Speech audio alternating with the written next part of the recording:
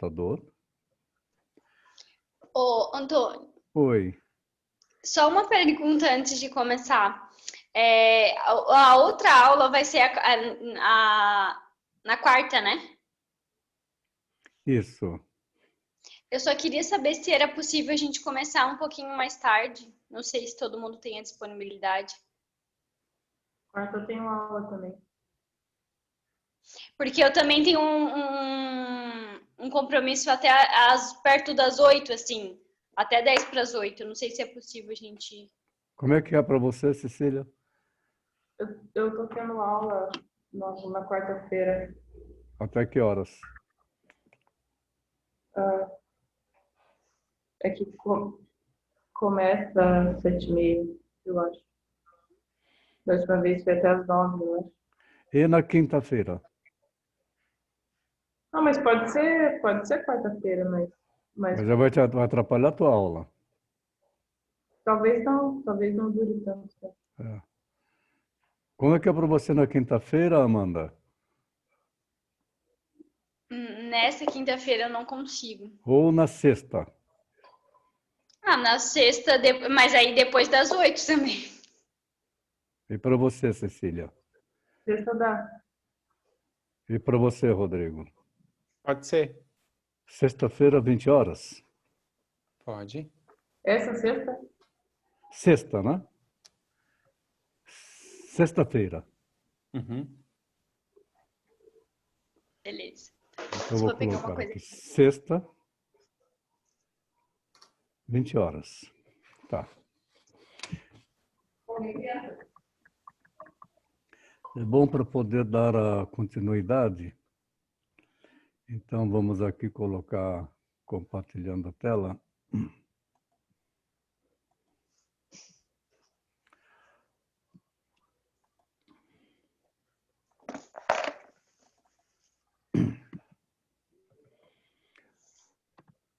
Tudo bem? Todo mundo pronto para começar a nossa viagem?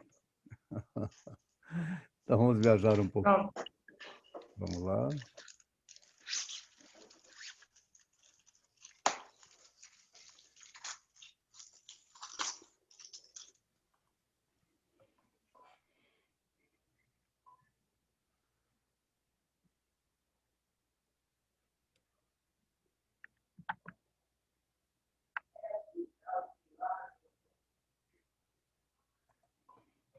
Ok. Estão me ouvindo bem e estão vendo bem, certo?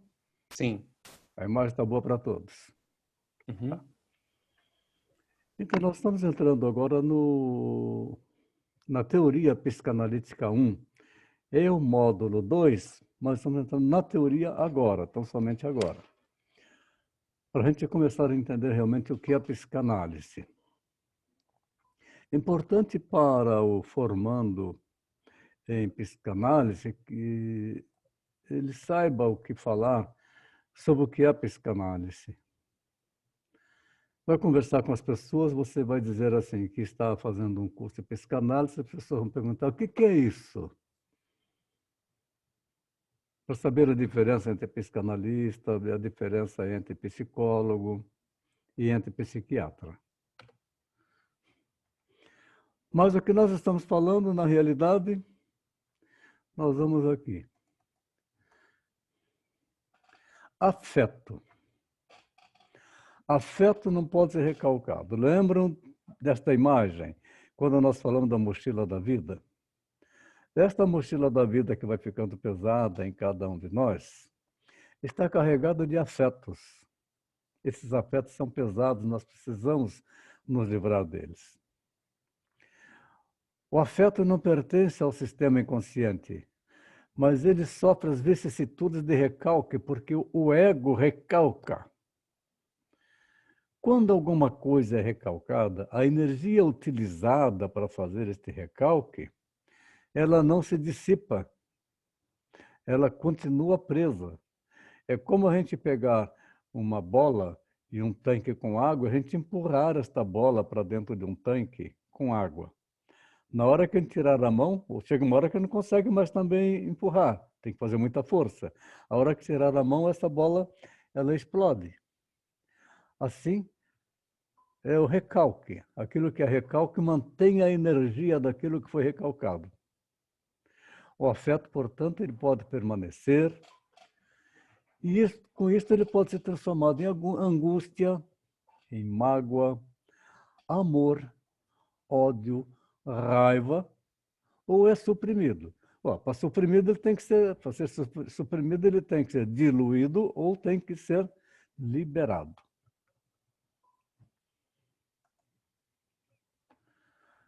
Afetos correspondem a processos de descarga, cujas manifestações finais são percebidas como sentimentos.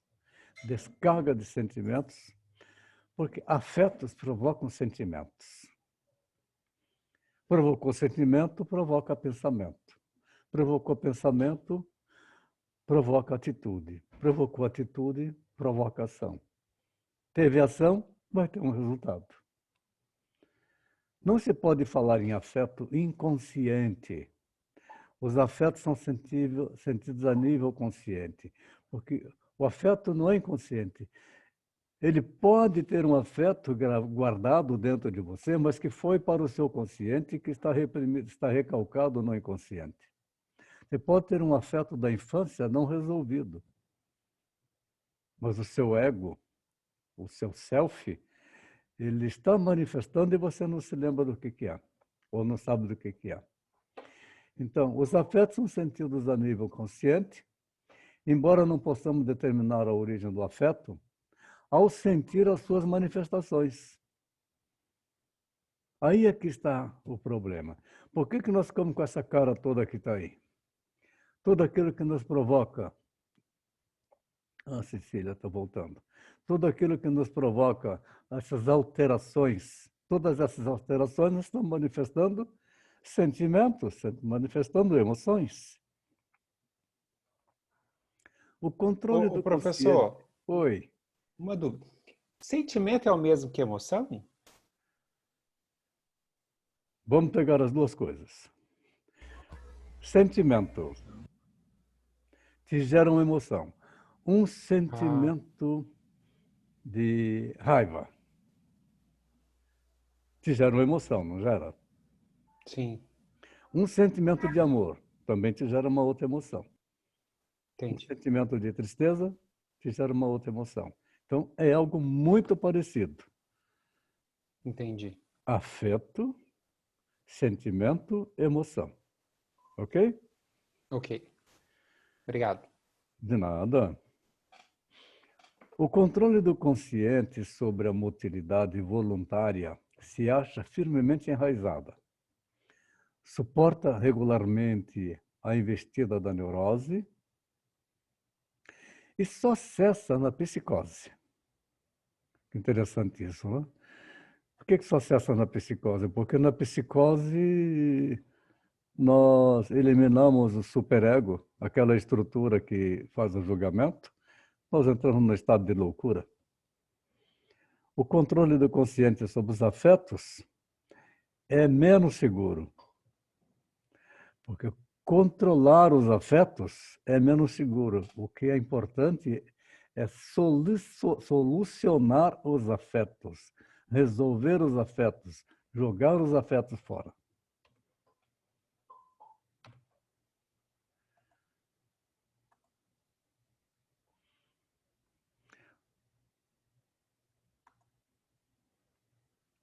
Vamos lá, afeto. 90% dos afetos, eles são involuntários. Mas podemos aqui falar uma prática que se usa por aí, que é o 90-10. 10% das coisas que nos acontecem são involuntárias e nos afetam. Mas 90% do que fazer com elas depende de nós. Então, um afeto pode provocar todos os tipos de reações que nós estamos vendo aí nessas imagens.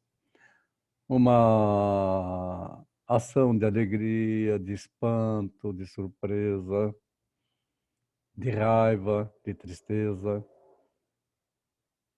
que são emoções provocadas pelos sentimentos.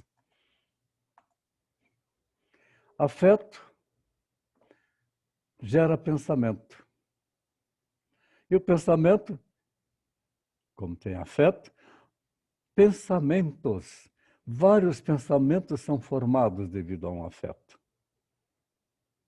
Excesso de pensamento tira o sono. Ou dificuldade para dormir. Então, afeto, pensamento, atitude. Porque começa a tomar uma atitude em relação àquilo que te afetou, quantos pensamentos que são produzidos que vão produzir uma atitude na tentativa de se livrar daquele afeto ou de se vingar daquele afeto. Uma vez que também desenvolveu atitude, vai promover uma ação. A ação visa botar para fora este afeto, resolver o afeto. Se está numa discussão com uma pessoa, o ego, ele quer ganhar o jogo. Ele entra numa disputa. Então, ele pode, numa ação, ele pode ser até agressivo. Uma vez que tenha partido para uma ação, seja lá qual for a ação, se é uma ação para resolver afeto que está gerando pensamento e que está gerando uma atitude, nós vamos obter um resultado.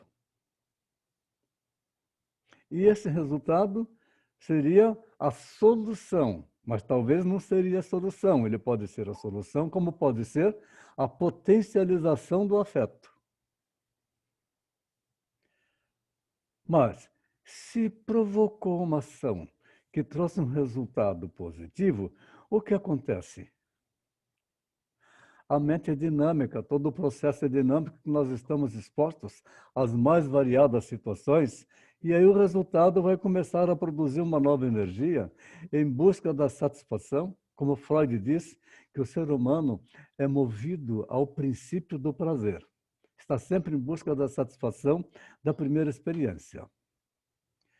E volta lá novamente outro afeto, outra vez potencializar o mesmo afeto. E assim nós ficamos nesse ciclo. Entre afeto, pensamento, atitude, ação, resultado, e volta toda a energia novamente para o afeto.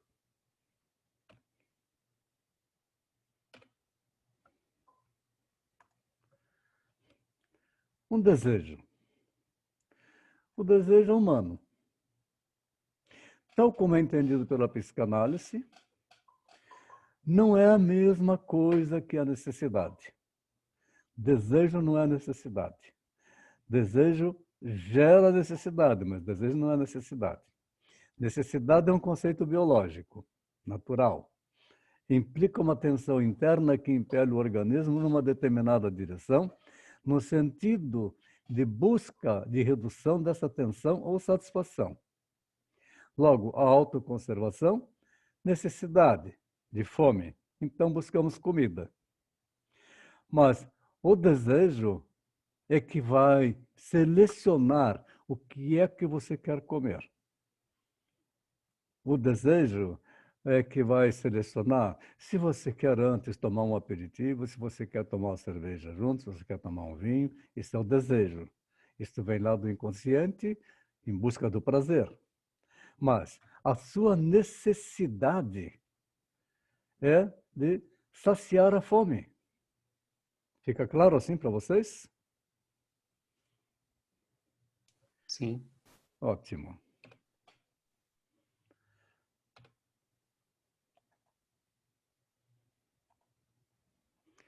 O desejo, sendo de ordem puramente psíquica, é desnaturado e, como tal, pertence à ordem simbólica. Enquanto a necessidade, ela é biológica, instintiva e busca objetos específicos. Comida, água, sexo.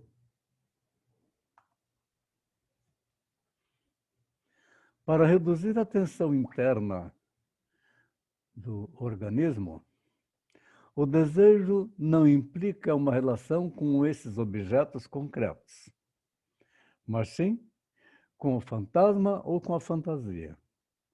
Desejo vai produzir fantasias. Eu começo a imaginar, nossa, está me dando uma vontade de saborear um bom filé. Aí já começa a imaginar aquele filé. Só que você vai para matar a sua fome e não tem o filé. Vai ficar com vontade de comer um filé, né? Vai comer o que tiver pela frente, atendendo à necessidade de alimentação, mas não está satisfazendo o seu desejo. O fantasma é, ao mesmo tempo, efeito do desejo arcaico inconsciente e matriz dos desejos atuais, conscientes e inconscientes. A satisfação do desejo é sempre adiada e nunca atingida. O desejo busca o impossível, restando-lhe sempre a insatisfação. O desejo se vê obrigado a buscar outro caminho, a realização através de meios objetos, como a fantasia do seio de voltar ao seio da mãe, que está lá no inconsciente, que vem da fase inicial da vida, que é a fase oral. O sintoma, um beijo, o gozo da droga, o gozo do poder político, o gozo do discurso teórico da fé, o gozo do rico que priva o outro também de ter, o gozo de quem imputa sofrimento a outrem. Tem os masoquistas que têm prazer ao imputar sofrimento ao outro. E tem, os sádicos, né? E os masoquistas que têm o prazer em ser vítima do sofrimento do outro. O sujeito vive em estado de excitação contínua, prazer e desprazer ao mesmo tempo.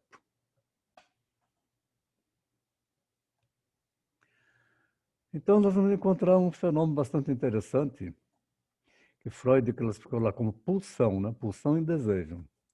Nós vimos na primeira parte a pulsão, que vem do inconsciente, e que vai formando aquela pressão toda em busca da realização de um prazer. A pulsão e o desejo nos diferenciam dos animais.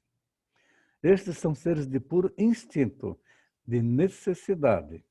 Mas o ser humano não, ele é um ser de desejo.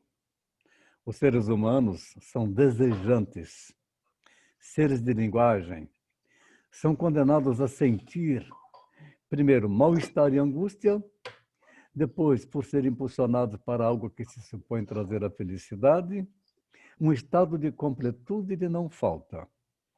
Ora, desejo de felicidade. Por isso que o primeiro trabalho é falar o que é felicidade. Ainda não tem um embasamento teórico da psicanálise, mas sim aquilo que você pode apurar, que você pode pesquisar, para ir construindo o que é a felicidade e como que a busca pela felicidade provoca pulsões de uma força descomunal.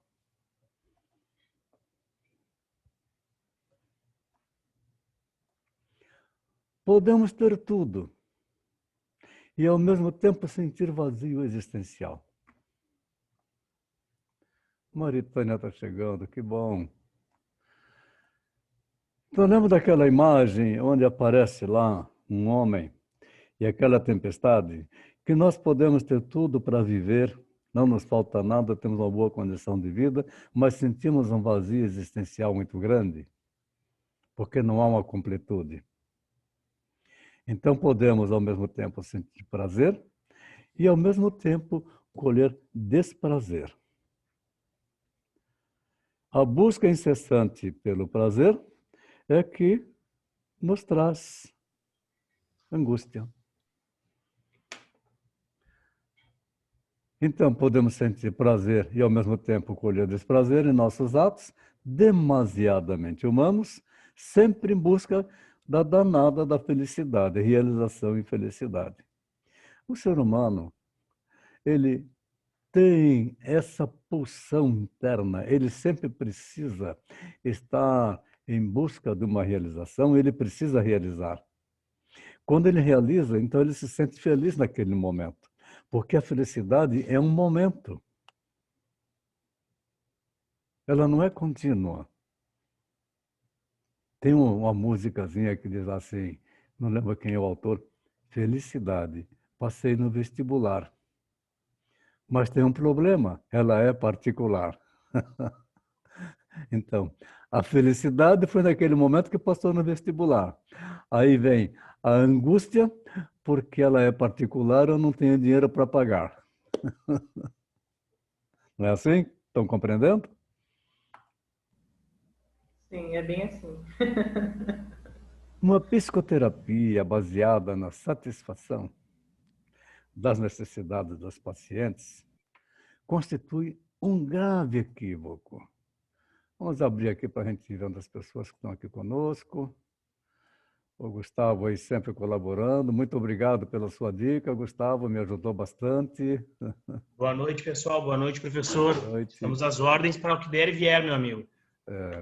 O Gustavo de Florianópolis, e a Maritânia é de Navegantes, não é, Maritânia? Então, nós temos aqui o Rodrigo, que agora está escondidinho aqui, também é de Navegantes. O Rodrigo é da turma 7. Olha o Rodrigo aí. E o Gustavo também é da turma 7. Então, uma psicoterapia baseada na satisfação das necessidades dos pacientes constitui um grave equívoco. Vejam só, psicoterapia não é levar necessidade, não é resolver necessidade dos seus pacientes. Psicoterapia não é dar comportamento, não é cognitivo. Psicoterapia, se for desta forma, se for querer resolver as necessidades dos pacientes, constitui um grave equívoco, é enganação. Então, o psicanalista precisa desenvolver e aprender no transcorrer deste curso a sua neutralidade. Porque se não estiver neutro, a pessoa começa a te contar uma história que é muito parecida com a sua, ou você já viu uma situação semelhante, e aí você pega aquilo para você e vai dizer para ela, olha, eu resolvi assim. Você poderá dizer para ela, talvez se você fizer isso, talvez se você fizer aquilo. Nós estamos interferindo, estamos fazendo uma cognição em cima da pessoa. Portanto, não podemos estar preocupados com a satisfação das necessidades. Porque quem tem que resolver a sua necessidade é o próprio paciente. Se nós fizermos isso, é enganação. E com isso pode abrir um caminho para a perversão da relação profissional, que é chamada por Freud de psicanálise selvagem. Agora há pouco passou e agora gosta de inventar uma coisa, né? A necessidade, quando preenchida, leva o sujeito a obter a sensação de satisfação. É como se ele tivesse um orgasmo. Ele tem a necessidade do sexo, tem o orgasmo, sensação de satisfação. Tem fome, precisa comer. Vem a sensação de satisfação. Tem sede, vai tomar água. Vem a sensação de satisfação. Isso não quer dizer que matou o desejo. A pulsão é um conceito situado na fronteira entre o mental e o somático. Quando nós falamos somático, são as emoções que jogam para dentro de nós que vai afetar o nosso corpo. Quando se fala em soma, é corpo. Então, a pressão é que vai fazer o somático, no movimento desta energia. A pulsão vai estar desenvolvendo uma alteração energética na nossa mente, em função de uma fonte, de um objeto, que isso vai fazer pressão com a finalidade de satisfação. Então, essa pulsão é um conceito situado na fronteira entre o mental e o somático, como representante psíquico dos estímulos que se originam no corpo, dentro do organismo. E assim alcança a mente como uma medida de exigência feita à mente, no sentido de trabalhar em consequência de sua ligação com o corpo. Lembrando sempre dessa estrutura tripartite da mente humana. Freud usou muito da mitologia grega e usa a figura de Eros. Ele se baseia em Eros para que a gente possa entender um pouco mais como que vem a pulsão. Eros, uma pulsão sexual, Eros, deus do amor. Uma pulsão sexual com tendência à preservação da vida. E a pulsão de morte, que é Thanatos, que levaria à segregação de tudo que é vivo à destruição. Eros era o deus grego do amor. Posteriormente, ele foi considerado como um deus olímpico, filho de Afrodite, de Zeus, Hermes ou Ares. Eros era muito solitário. Haveria de crescer se ele tivesse um irmão. Anteros nasceu pouco depois e Eros começou a crescer e tornar-se robusto no processo normal do desenvolvimento das pessoas.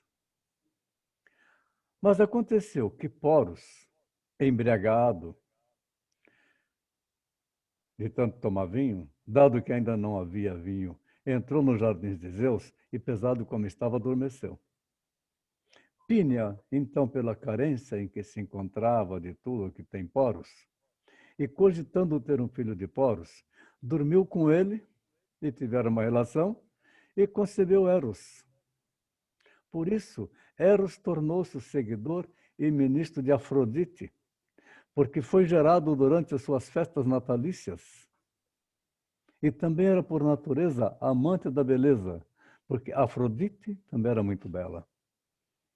Que interessante, não? Eros gerado durante as festas natalícias de Afrodite. E aí, a farra da sexualidade começou, e esta imagem, esta história da mitologia grega, Freud soube muito bem aproveitar para a gente possa entender o que acontece com a pulsão de vida e a pulsão de morte. Thanatos era representado como um jovem alado portando uma tocha apagada. Thanatos era também representado por uma nuvem prateada que arrebatava a vida dos mortais.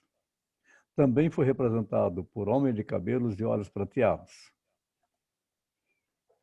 Pulsão de vida e pulsão de morte. Vejam só. O que a gente vê aí com essa beleza das bailarinas?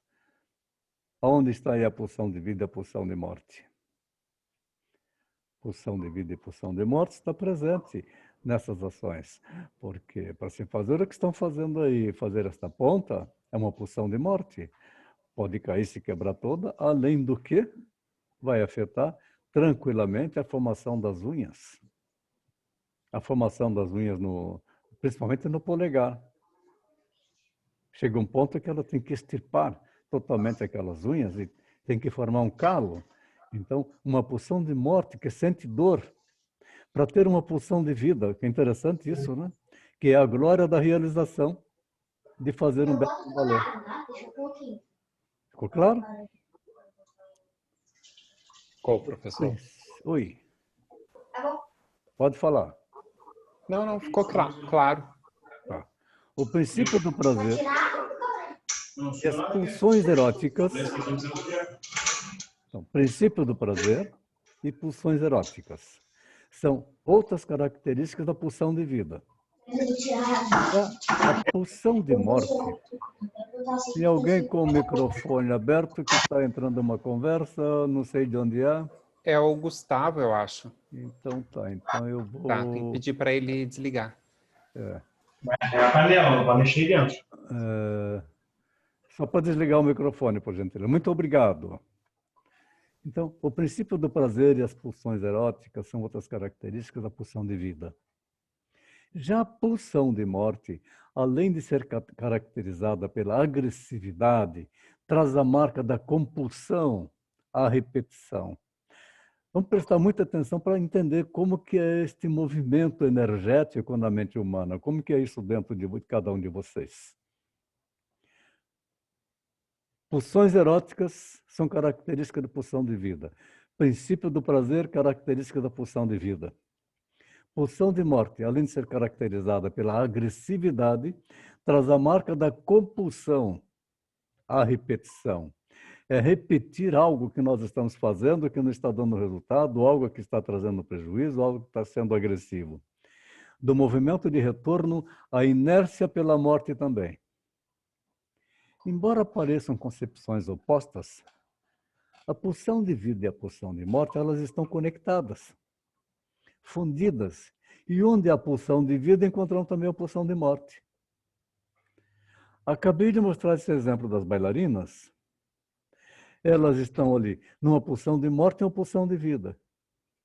A pulsão de morte é todo aquele esforço que tem que fazer a ponta, que força vai ter problema realmente ortopédico, mas para uma pulsão de vida, de realização.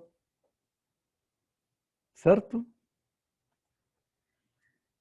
Ambas as pulsões não agem de forma isolada. Estão sempre trabalhando em conjunto. Nós não estamos em pulsão de vida e pulsão de morte ao mesmo tempo. Estamos em separado, desculpe. Nós não estamos só na pulsão de morte ou só na pulsão de vida. Nós estamos com as duas simultaneamente agindo dentro de nós. Exemplo de se alimentar. Embora haja pulsão de vida presente, atendendo uma necessidade, afinal, a finalidade de se alimentar é a manutenção da vida. Mas existe também a pulsão de morte presente, pois não é necessário que se destrua o alimento antes de ingeri-lo. E aí está presente um elemento agressivo de segregação. Podemos constatar o enlaçamento existente entre as pulsões na dinâmica da neurose de angústia. Porque essas pulsões é que vão provocar a neurose de angústia. E é o que a gente vai trabalhar. A pulsão de morte no sujeito será responsável pela elevação da tensão ou excitação libidinal, que será escoada pela pulsão de vida que levará o indivíduo, impulsionado pelo princípio do prazer, a procurar objetos que venham minimizar os impactos da angústia. E ninguém escapa disso, né? É do ser humano, é 100% humano.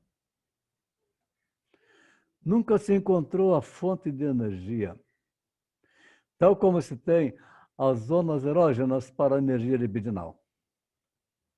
A ideia da pulsão de morte não é de que o indivíduo irá atacar o ambiente, mas sim atacar a si próprio. Aí está o exemplo desta figura, desta mulher, comendo compulsivamente. Está numa pulsão de morte. A energia libidinal acaba que pressionando a energia agressiva a ser dirigida contra o ambiente. A atuação dessas pulsões pode causar o que se denomina de compulsão à repetição, que se caracteriza pela atuação das pulsões além do princípio do prazer. Aí a pulsão além do princípio do prazer, porque com esse monte de comida aqui, a necessidade já foi atendida. Agora é tão somente desejo, então é compulsivo. É a busca do prazer.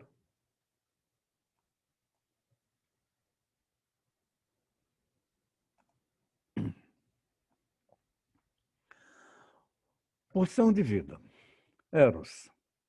As pulsões não estariam localizadas no corpo e nem no psiquismo, mas na fronteira entre os dois, e teriam como fonte o id, lado inconsciente, isso. A pulsão de vida seria representada pelas ligações amorosas que estabelecemos com o mundo, com as outras pessoas, com nós mesmos. Enquanto a pulsão de morte seria manifestada pela agressividade, que poderá estar voltada para si mesma e para o outro. E a pessoa se autoagride sem perceber. Ela faz um autoflagelo sem perceber que está fazendo. porque está tentando satisfazer algo que ainda está contido dentro dela inconscientemente e não consegue realizar. O princípio do prazer e as pulsões eróticas são outras características da pulsão de vida. Já a pulsão de morte, além de ser caracterizada pela agressividade, traz a marca da compulsão à repetição, do movimento de retorno à inércia pela morte também. Aí vem o conflito intrapsíquico. O id, o ego e o superego nem sempre coexistem pacificamente. O id exige satisfação imediata. O ego tenta reprimir os desejos inaceitáveis, mas nem sempre consegue. Os materiais reprimidos têm energia, e esta energia procura devolver à consciência o material reprimido. O ego tenta reconciliar as exigências conflitivas do id, que está em conflito com o próprio ego, e do superego, porque o superego também está proibindo que o ego possa atender às demandas do id. Ao mesmo tempo, tudo isso está se manifestando, de levar em conta a realidade externa, com suas oportunidades limitadas de satisfação das pulsões.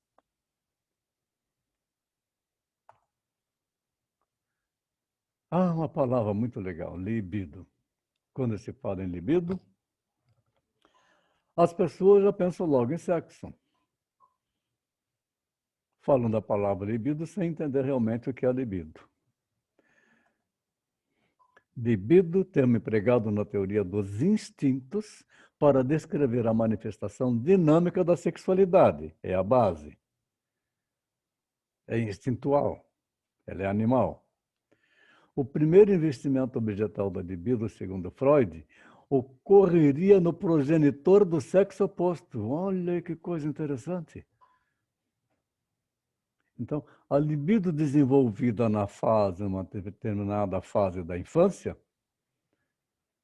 investida no objeto, o objeto, pai ou mãe. Esta fase caracterizada pelo investimento libidinal em um dos progenitores chama-se complexo de Édipo. Usou também mitologia grega, que na mitologia grega, Édipo se casou com a mãe, matou o pai e se casou com a mãe, que era a rainha.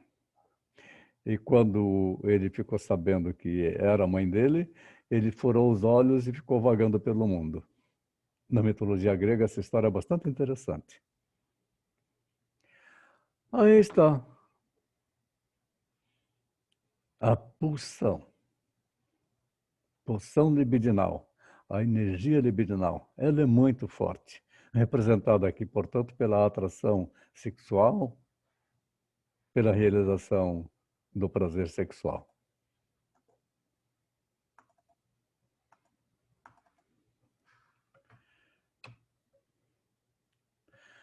Segundo Freud, o menino quer matar seu pai e substituí-lo como parceiro sexual da sua mãe. Se já assistiram o filme Freud Além da Alma, se não assistiram, vão ver uma cena onde o Freud ele se vê menino, ainda uma criança, vê a mãe dele se arrumando no espelho, mostrando parte do corpo, e ele ali naquela expectativa libidinal de desejo por ter o corpo da mãe com ele. E aí o pai vem e leva a mãe dele para o quarto. E Freud, então, quando criança, desenvolve um ódio, raiva pelo pai, porque o pai usurpou dele o prazer que ele teria. Então, ele, na realidade, ele teria desejo pela mãe. Aí é o complexo de Édipo. O menino passa pelo complexo de Édipo quando ele descobre a sexualidade, mas ele não tem noção que ela existe. E passa a desejar a mãe. E a menina passa a desejar o pai. A angústia de castração é a angústia que motiva o menino nesta fase. No desenvolvimento, eu vejo a figura lá, o menino, o bebê, no divã. Onde é que está a fixação da libido dele? A libido dele está fixada no peito da mãe. Além de alimentar, dá prazer, ele tem prazer em sugar o peito da mãe. Então, a angústia da castração é a angústia que motiva o menino nesta fase. No desenvolvimento normal, a angústia de castração ela é reprimida, torna-se inconsciente e pode ser deslocada, sendo vivida como medo da extirpação genital ou medo de doenças. Conflito de Elétra. As meninas, ao perceberem que não possuem um pênis, acreditam que foram castradas. Segundo Freud, as meninas interpretam o clitóris como inferior ao pênis e almejam possuí-lo, inveja do pênis. Como os meninos durante a fase fálica, as meninas fantasiam uma união com o genitor do sexo oposto. Então as meninas passam a desejar o pai.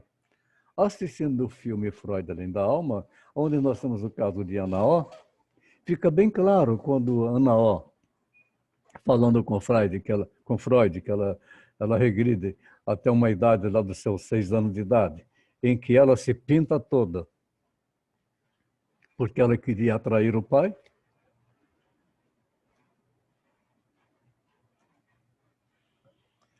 Nas fases do desenvolvimento, na idade de 5 a 6 anos, até o começo da puberdade, é compreendido como um tempo em que os desejos sexuais não resolvidos da fase fálica, que começou lá nos 4 anos de idade, não são atendidos pelo ego, e cuja repressão é feita com sucesso pelo superego.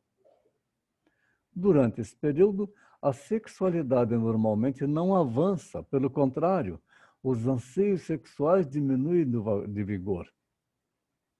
E a energia libidinal, ela fica toda concentrada em brincadeiras, em atividades físicas, brincar de gangorra, atividade de jogar um futebol, de fazer um jogo. Hoje tem essa pulsão libidinal que é presa nesta fase do desenvolvimento na internet, aquelas crianças são viciadas na internet.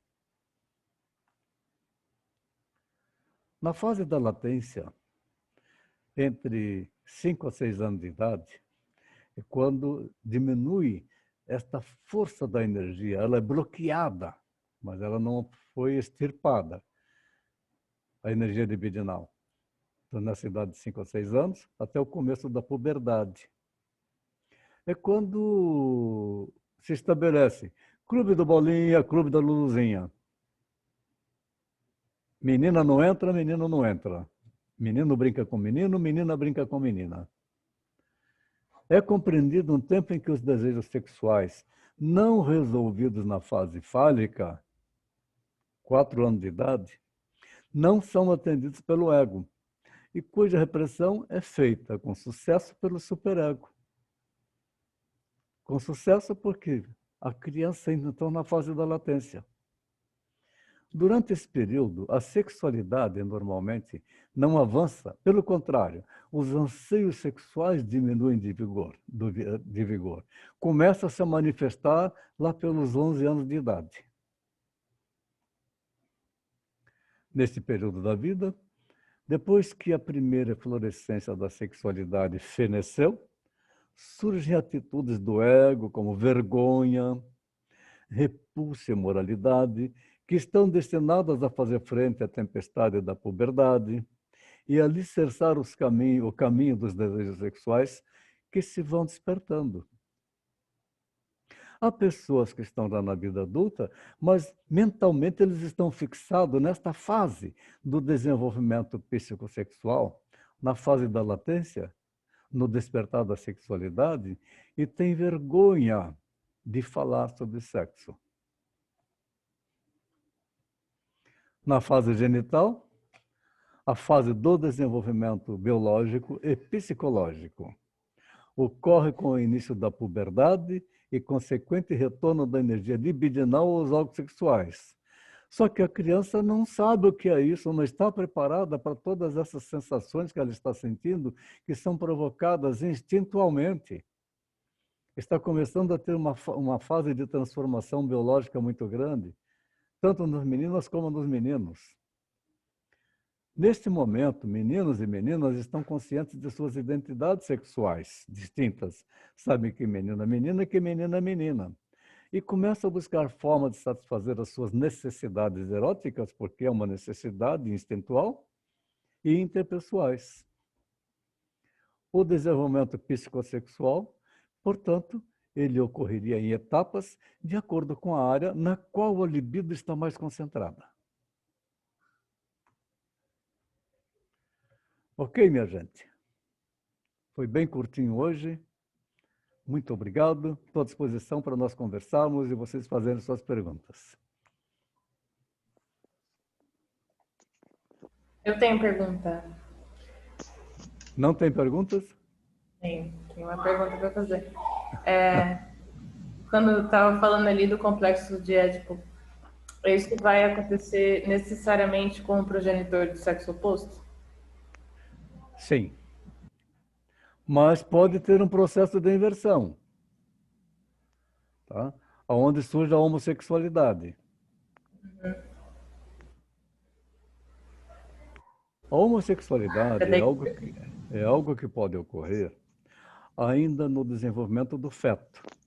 Lá no 4º mês de vida, entre o 4º e o 5º mês de vida, quando há uma alteração hormonal na barriga da mãe, se ela está grávida de um menino e há um fluxo de hormônios femininos muito grande, muito maior do que dos hormônios masculinos, que são a testosterona, há uma possibilidade de que essa criança ela desenvolva já a preferência de um ser igual à mãe. Se for uma menina, vai desejar a própria mãe.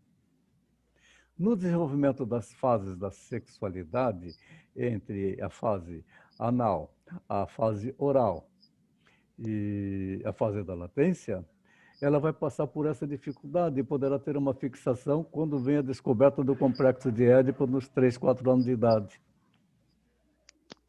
Ok? E aí pode ter uma fixação. E isso a menina pode desenvolver o desejo pela mãe e o menino pode desenvolver o desejo pelo pai. Pode querer ocupar o lugar da mãe. A menina passa a ter ódio da mãe, porque o pai é que dorme com a mãe e ela queria que o pai dormisse com ela, inconscientemente. E o menino, ele quer que a mãe morra porque ele também quer ocupar o lugar da mãe, porque também deseja o pai. Freud definiu, portanto, assim que o ser humano, por sua natureza, ele é bissexual. A bissexualidade se manifesta em todos os seres. Ô, senhor Antônio. Oi. Eu lhe interrompi? Não, bem-vindo, por favor. Para mim ainda, desculpa se eu não estou compreendendo ou se a minha pergunta não for tão inteligente para alguns. Me perdoe, mas preciso fazer. Eu não tenho conseguido visualizar isso, a pessoa na minha frente, ou eu vendo que tipo de conduta que ela está tendo, para eu conseguir materializar todas as nossas aulas, e, por exemplo, que nem essa de hoje, a pessoa ela vai me trazer uma situação e quais manobras que eu vou fazer, ou como que eu vou conseguir visualizar com clareza isso que o senhor está nos trazendo. Também eu não sei te dizer se eu estou me fazendo claro na minha pergunta, mas a Cecília fez essa pergunta e para mim ainda eu não vejo com clareza a situação que as pessoas vão trazer para nós. Não sei se eu estou me fazendo claro, pessoal. Consegui fazer a minha pergunta, senhor Antônio. A minha dúvida seria essa. Que tipo de situação que acontece? O que acontece? Que horas que eu digo, isso é por causa disso, entendi, agora é por causa que na fase anal foi boicotado, eu tenho que fazer tal movimento, eu não tenho que fazer movimento. Eu também não sei se eu estou acelerando um pouco o processo, mas eu quis compartilhar para saber se tem sentido tudo isso que eu tenho me questionado. Muito bom, Ô, Gustavo, obrigado aí por sua intervenção. Ela é muito bem-vinda e sempre assim para que os outros também possam estar buscando esclarecimento. Pelo menos tem uma coisa de boa, você está fazendo a colocação, tá? Parabéns. Não é necessário pedir desculpas e ficar preocupado se está agindo certo ou se está errado, porque para o psicanalista não tem nem certo e nem errado. Positivo.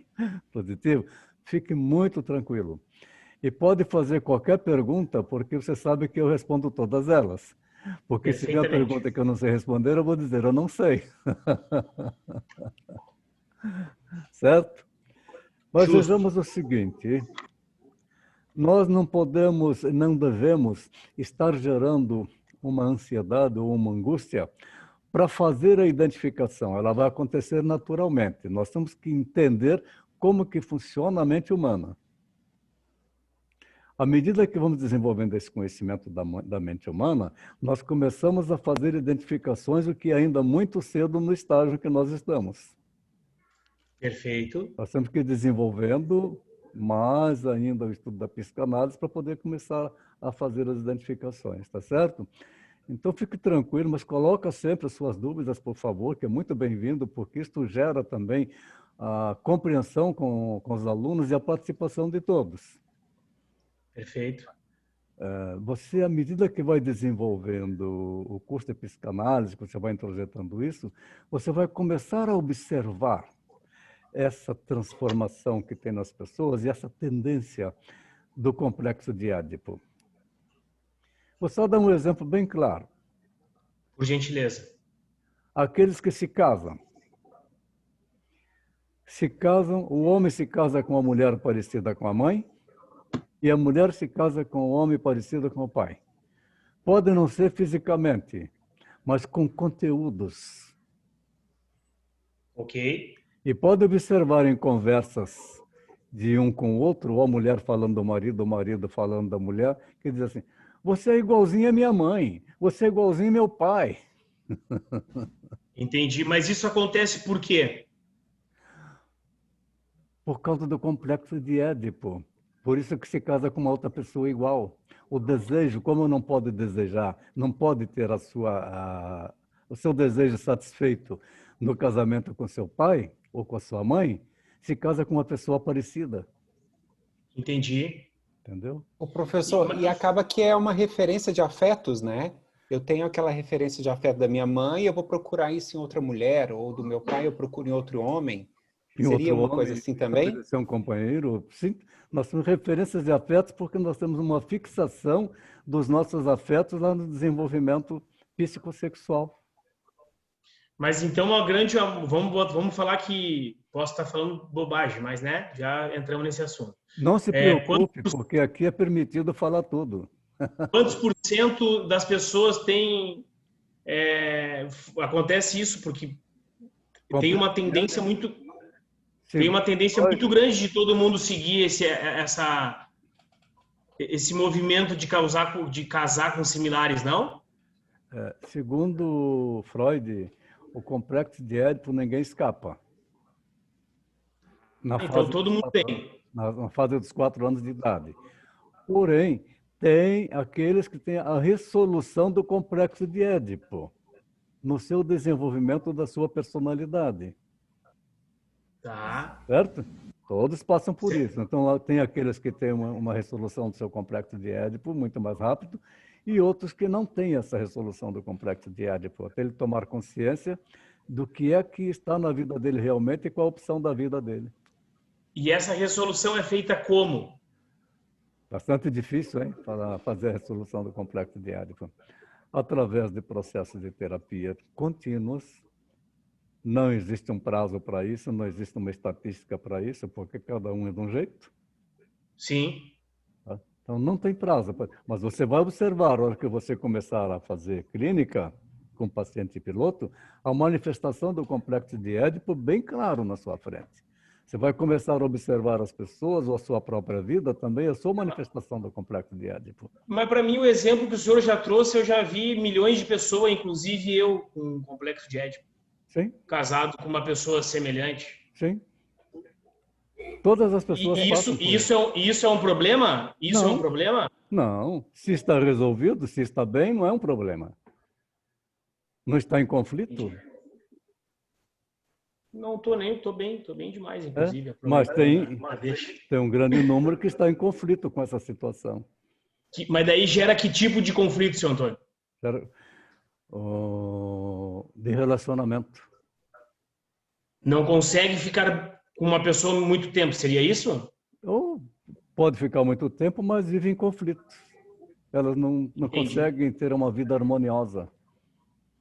Entendi. Tá? Entra em disputa. Porque sempre entrou em disputa com a mãe. Seria isso? Isso. Ou entra em disputa com a mãe ou em disputa com o pai, inconscientemente. Que coisa, né? Sim. E a nossa função é trazer isso, buscar, de certa forma, trazer isso para a clareza, trazer isso para a luz, mostrar para a pessoa através de muita conversa, é isso? Não é mostrar isso para a pessoa. Não é isso. A terapia psicanalítica, você não vai dizer para ela, falar com ela de que tem o complexo de Édipo. Não, isso não, mas vai mostrando alguns comportamentos repetidos. Alguns comportamentos, sim, de semelhança, sim. Para ela entendendo as pulsões dela, como estão funcionando. Mas nós não vamos dizer para ela que é o desejo pelo pai. Entendi. Não vamos falar a palavra complexo de Édipo, porque o leigo não vai entender o complexo de Édipo. Nós não damos aula numa sessão de análise. Nós vamos pontuar para chegar lá. Então, como é que se pontua? Quando está tendo um conflito, um casal, eu não atendo casal em conjunto, em separado.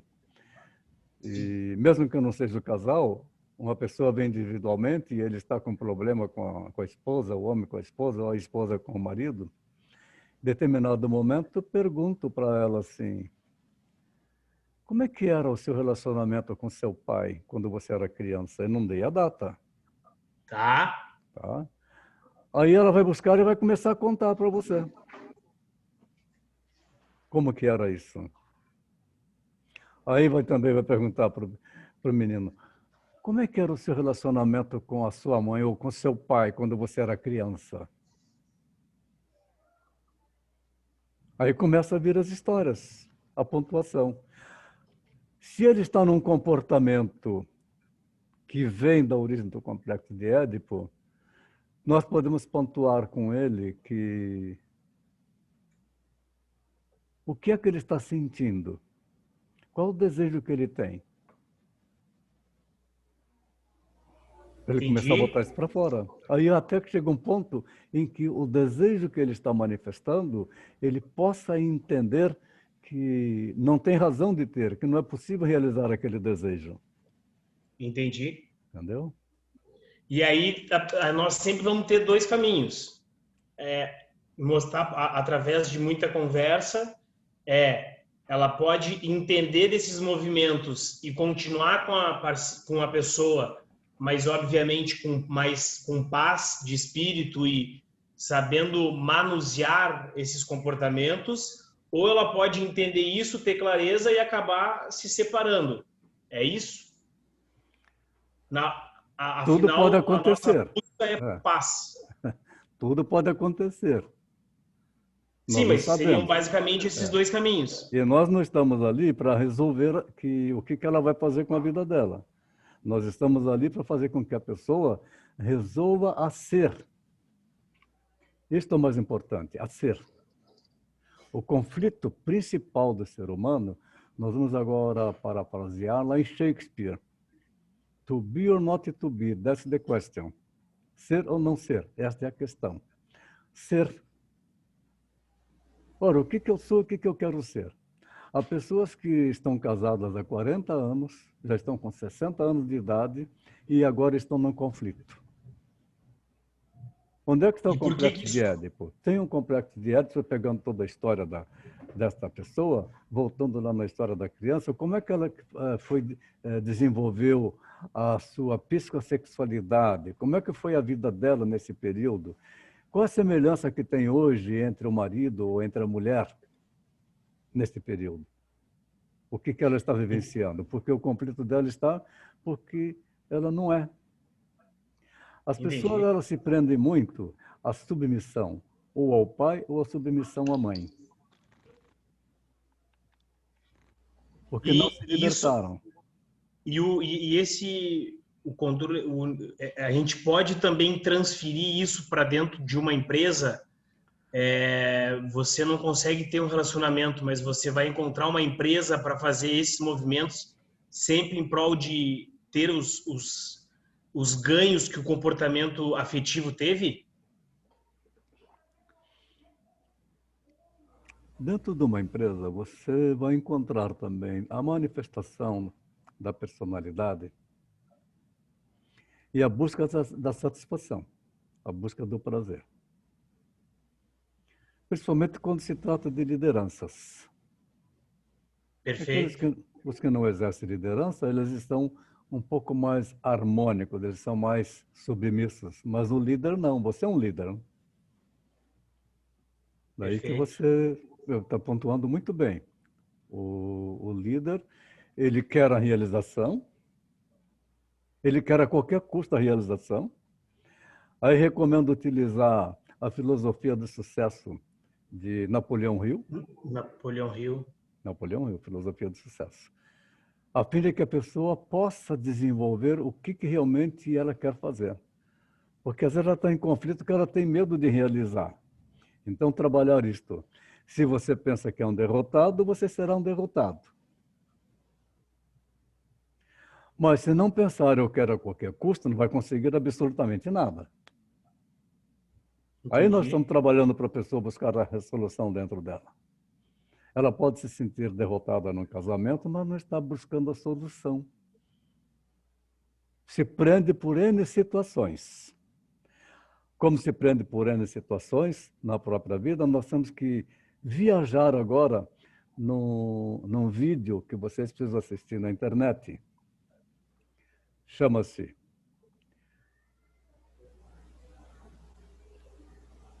O Mito da Caverna, de Platão. Conheço. O Mito da Caverna de Platão, mas procure assistir Mito da Caverna de Platão.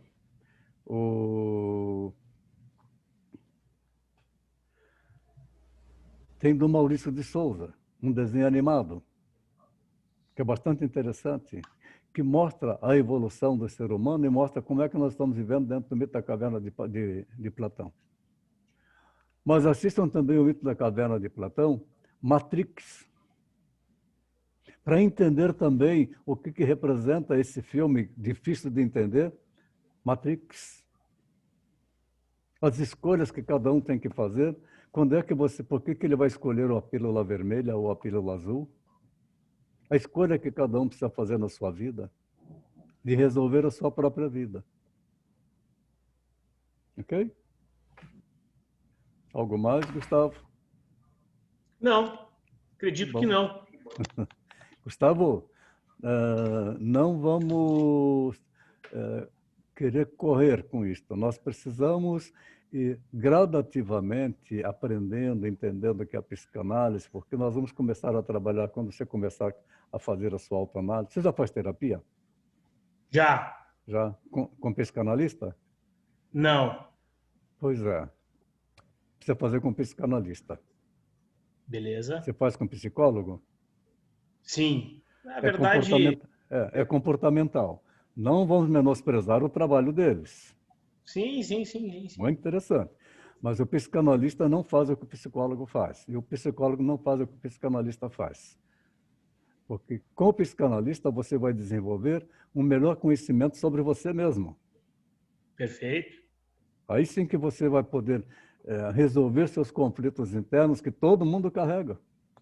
Sim. Tá? E por que você tem essa característica de liderança? É uma característica sua. É o chamado locus interno. Tá? É um locus interno de líderes. E o líder realmente ele tem essa batida de fazer com que as pessoas vão para frente, a fim de que executem as tarefas em prol do conjunto, mas na realidade a busca do prazer é a sua satisfação de sucesso. Perfeito? Ô, professor, Perfeito, deixa eu contribuir, dar uma Boa. dica para o Gustavo. Eu comprei um livro, Gustavo, que eu comecei a ler agora. que é Por que nos identificamos?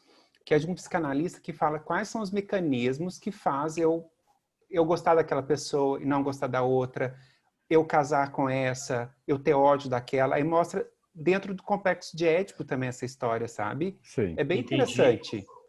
Ô, É um Rodrigo, livro- eu vou botar no grupo lá, ou tu bota para mim no grupo? Boto. Eu vou botar o livro, Por que nos identificamos, do Daniel Omar Pérez. Tá. É Vou muito bom o escrever ali, livro. daí tu só me corrige se estiver certo, tá? Tá. Muito bem-vindo, Obrigado, Rodrigo. cara. Obrigado.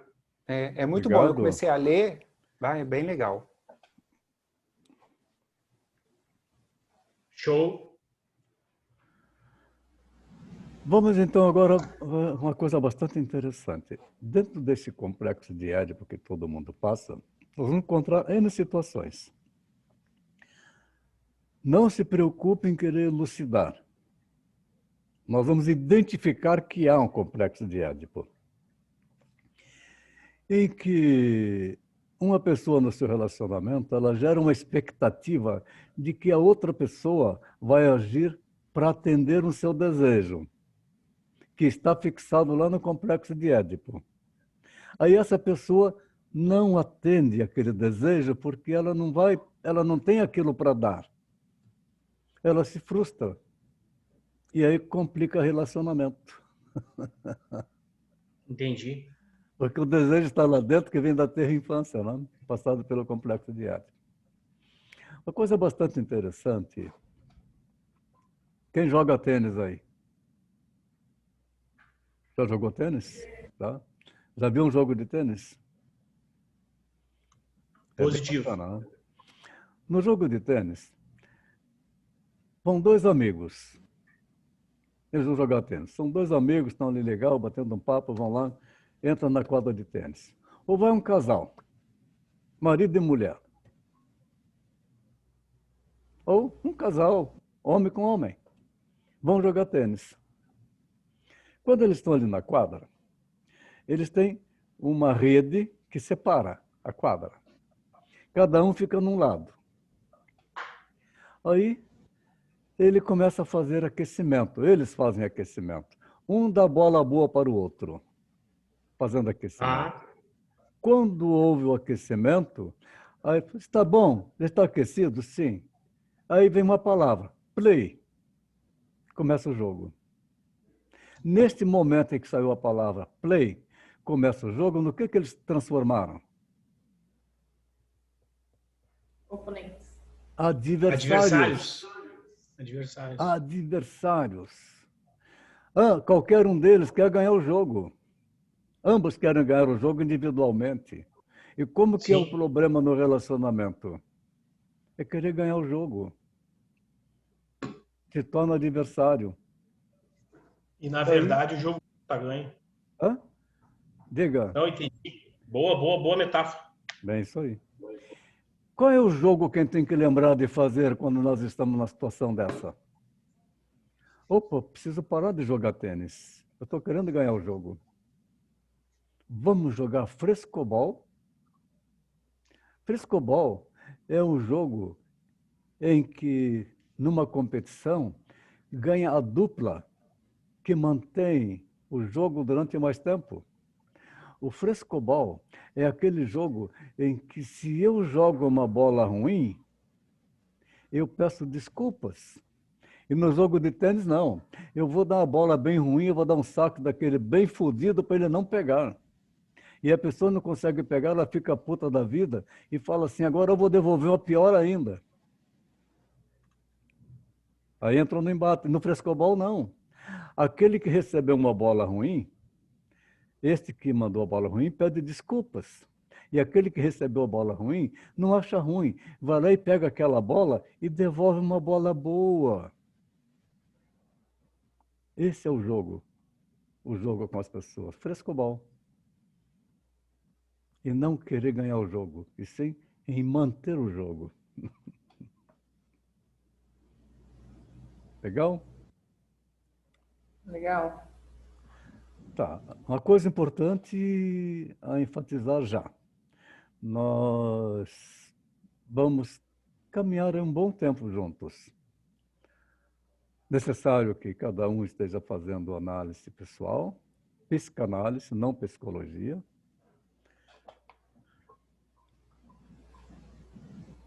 Vamos ter muitas dúvidas.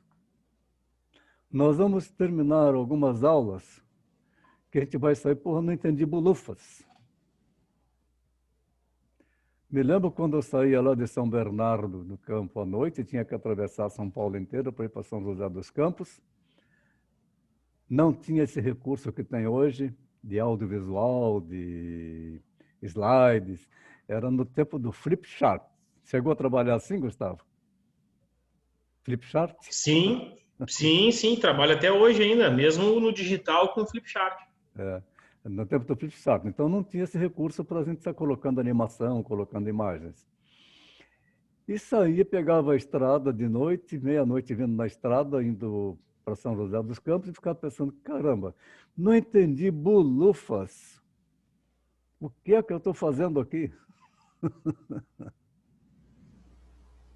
Depois que passava isso, com esses pensamentos que vêm provocados pelo superego, aí vinha outro pensamento. Aí vinha do id, dizendo assim, pô, mas vai ser legal, né? Porque você está encontrando coisas que você não conhece. Quem sabe uma hora a gente vai poder compreender isso. Aí o ego, então, se anima. Legal, né? Eu acho que eu vou atender a demanda do id, eu vou para a aula de novo, para ver se eu consigo aprender alguma coisa. E sai de lá, não entendi bolufas. E aí nós vamos devagarzinho, nós vamos completando. Quando começarem com a prática da psicanálise, que vai ser no 14º módulo, então você já tem uma base do conhecimento psicanalítico bastante interessante. Aí sim, você vai enfrentar essas situações, porque vai entender que você não vai dar a resposta para a pessoa, você não vai dizer a ela o que ela deve fazer,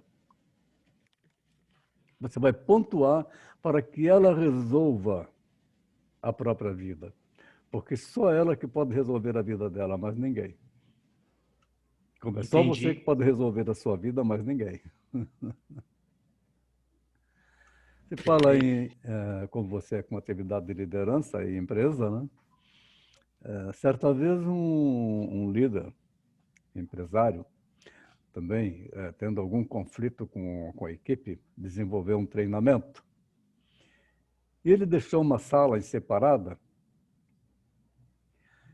E quando começou a reunião, ele falou assim, bom, hoje, cada um de vocês vai entrar naquela sala sozinho e vocês vão encontrar lá um caixão de defunto.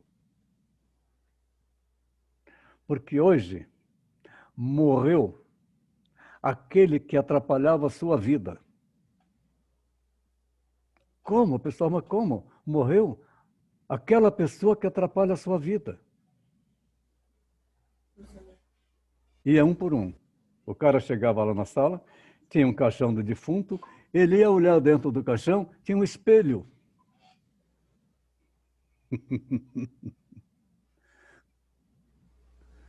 Não precisa falar mais nada, né? Não. E assim passa um treinamento. Porque é o que cada um faz que atrapalha a sua própria vida. Resolva-se. Está resolvido? Seja você. A sua vida está resolvida para você seguir em harmonia e equilíbrio. Então não tem felicidade contínua. Ela é de momento. E tudo isso precisa ser desenvolvido com amor, né? Desenvolver o amor pelo próximo, mas desta forma, com respeito pelo jeito que você é e respeito pelo jeito que o outro é. A forma como nós criamos a logo 100% humano, tem que começar a praticar isto, que tudo que acontece é 100% humano. E isto que o Freud nos deixou como legado, nos ensinando também sobre o complexo de Édipo, vamos ter assim vários outros desenvolvimentos, nós vamos identificar com as pessoas quando nós estamos fazendo a terapia psicanalítica e usar em lideranças, viu, Gustavo? Esse conhecimento para a gente explorar e saber pontuar com a pessoa para tirar de dentro dela o que ela tem de bom, para que ela possa manifestar a energia positiva para ela desenvolver. Gosto da ideia. Sim, com certeza. Em liderança se usa muito esse aspecto. Aí vai desenvolver também as pontuações e vamos falando no transcorrer do curso que vai usar pontuações com neurolinguística, né? Entendi. Que vai forçando a pessoa a entender o que ela pode fazer por ela mesma. Você quer falar um Show. pouquinho da sua atividade? Eu tenho curiosidade de saber. Posso falar sim, seu Por Antônio. favor. Eu trabalho com consultoria de varejo. E hoje eu atendo basicamente 80 empresas no Brasil todo. E eu trabalho com todas as áreas. Quando eu digo todas as áreas, na área do varejo, né? Que é atendimento ao cliente, treinamento de venda, liderança, a parte de administrativa. Eu faço um geral nesse sentido e direciono o empresário como fazer ele performar melhor e mais rápido. Hoje em dia a gente tem principalmente pequenos empresários e médios, eles têm muita coragem, mas em vários pontos falta gestão e experiência. Sim. E independente de eu ser novo ou velho, eu já tenho muita bagagem na área do varejo, porque eu já tive várias empresas, já vendi, já tive de novo. Junto com isso, eu sempre busquei bastante o desenvolvimento. Sim. Então, hoje eu utilizo, além da minha experiência da prática, eu juntei com a teoria. E o meu foco hoje é basicamente ajudar pequenas empresas, pequenos empresários a performar melhor. Eu digo que hoje os pequenos empresários é eu empresa, né? Que cobra o escanteio, cabeceia e faz o gol. Acabam não tendo liberdade, não tendo férias, não tendo nada. Sim. E tem a ilusão de ótica que tem uma vida melhor. Então eu busco, de certa forma, trazer clareza, ajustar processo, ajustar alguns pontos para fazer com que ele consiga ali na frente vislumbrar a tão sonhada liberdade. Liberdade que eu digo de todos os aspectos, de financeira, geográfica, de poder ter mais paz, de espírito também. Hoje a minha função é essa, seu Antônio. Basicamente eu tenho hoje mais ou menos 700 pessoas abaixo de mim. Quando eu digo abaixo é porque Poxa. hierarquicamente só, né? Mas são só funções diferentes. Mas a minha equipe hoje, eu lido com mais ou menos 700 pessoas hoje. Muito interessante, Gustavo. É um belo trabalho que você realiza. Obrigado, senhor Antônio. Como todos nós aqui, né? Também estou indo muito forte para o digital agora também. Quero ver se eu escalo mais rápido o meu negócio. Mas você é autônomo? Sou PJ, sim. Eu também tenho empresa na área da estética, senhor Antônio. Eu tenho 3 clínicas de harmonização facial. Opa, Isso é um negócio... Oi? Que bacana.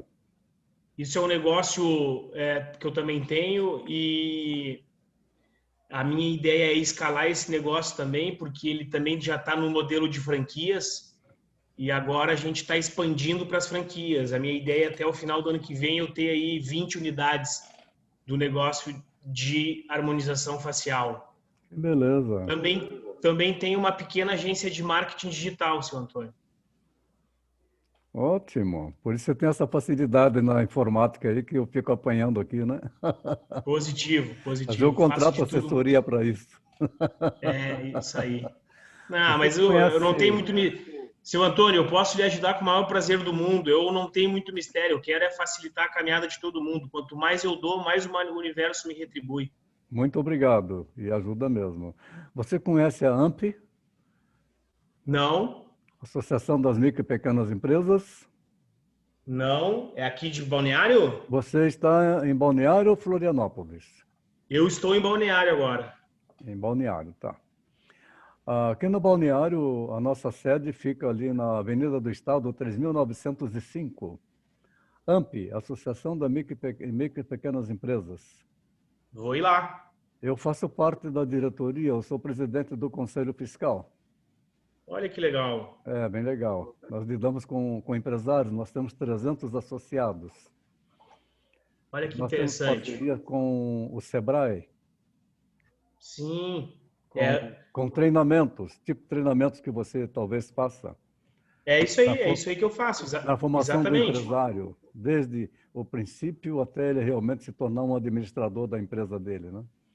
É isso aí, seu Antônio. A gente está muito alinhados nessa ideia. É basicamente o que eu faço. Basicamente o que eu faço, só que é evidente que a pessoa já tem um negócio físico, né? Uhum. E uma das principais coisas que eu faço hoje é gestão de conflitos. Sim. O senhor sabe, quando a gente lida com equipe, como que é, né? Então, a gente tem administrado bastante nessa ideia, assim. Tá. É muito interessante, tá? Você anotou AMP, Associação de Micro e Pequenas Empresas. Anotei aqui já e já vou pesquisar e vou lhe mandar um WhatsApp na sequência amanhã para nós bater um papo sobre isso. Não, e por gentileza, eu peço para você entrar em contato com a Miriam, que é a nossa diretora executiva. Tá. Eu sou diretor do conselho. Que legal, fico para feliz. aprovar as ações, para aprovar também as contas. Sim. E nosso presidente chama-se Antônio Demos também, é pessoa muito expressiva também, é um comerciante, tá? Olha que interessante. É bem interessante. E nessas parcerias com o Sebrae tem cursos bastante interessantes. Perfeito. E lá, com certeza, você até poderá também ampliar a informação da sua atividade profissional. Justo. Muito bacana. Fiquei assim, feliz de poder compartilhar. Que interesse, como também a Cecília, na área de imobiliária, né, Cecília? É. Então, também é muito interessante ter esse relacionamento. Tem a AMP, depois tem a FAMPESP, que é a Federação das AMPs, que tem a sede em Florianópolis. Ok. Ok? Fiquei feliz de compartilhar e de como a gente tem que bater papo, afinal, network vale mais do que dinheiro, né? Sim, sim, com certeza. Nós não sabemos o conteúdo que tem nas pessoas, o tanto que elas podem realizar, né? E Exato. o que você está fazendo, o que os outros estão fazendo também, o Rodrigo também trouxe essa vivência, a Maritânia também, a Cecília, e procurando em conjunto estar expondo o que cada um faz, a gente vai aprendendo um pouco com o outro. Isso traz desenvolvimento. Verdade, simples assim. Tá? Agora, empresário, pulsão de morte, tá? Coloca a cara para bater, sem medir consequências. É isso aí. Em busca da pulsão de vida. É isso aí. De uma realização de ganho profissional. Olha aqui. É Interessante. assim. Alguém mais? Tá bom por hoje? Então, nós ficamos, viu? Nós combinamos aqui de voltar para nosso encontro na sexta-feira, às 20 horas, tá? Dia 20 às 20? Sexta-feira que vem, às 20 horas. Perfeito. Dando continuidade ao que nós estamos abordando hoje. Maravilha. Muito obrigado da participação de todos, da sua pontuação aí. Gustavo é muito bem-vindo, de colocar suas dúvidas. Isso aí faz com que as pessoas também se animem a falar um pouco. Nós precisamos aprender a ficar sem vergonha de falar. E precisa trabalhar o seu superego. O seu superego, ele te castiga um bocado. Porque você começa pedindo desculpas. Entendi. E me perdoem se eu estiver errado. Tudo é superego. Tá. Agora me dá o exercício.